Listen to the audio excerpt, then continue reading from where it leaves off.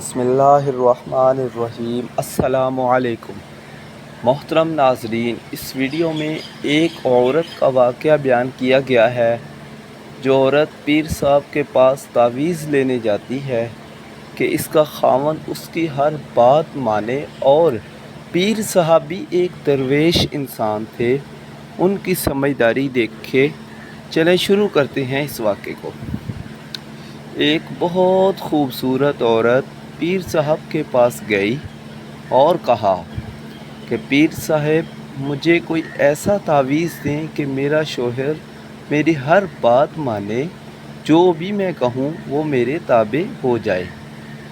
پیر صاحب بھی دور اندیش انسان تھے، انہوں نے اس عورت کی بات غور سے سنی اور کہا کہ یہ عمل تو شیر کی گردن کے بال پر ہوگا، اور وہ بال بھی آپ خود شیر کی گردن سے اکھاڑ کر لائیں گی، تب اثر ہوگا، ورنہ کوئی فائدہ نہ ہوگا۔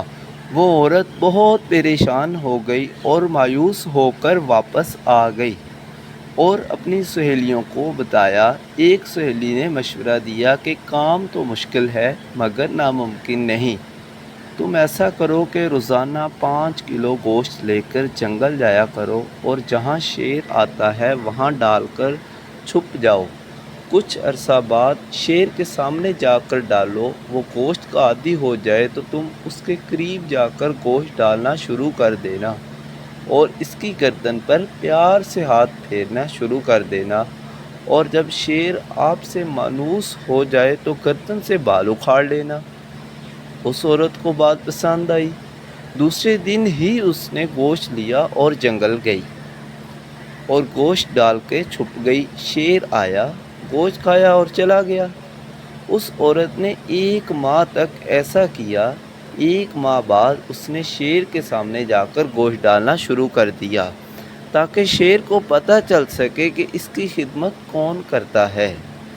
کچھ عرصہ بعد شیر بھی عورت سے مانوس ہو گیا۔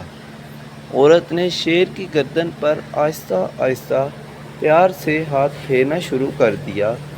ایک دن عورت نے موقع دیکھ کر شیر کی گردن سے بال اکھیڑا اور خوشی خوشی پیر صاحب کو دیا اور کہا، میں شیر کی گردن سے بال اکھیڑ کر لے آئی ہوں، اب آپ عمل شروع کریں۔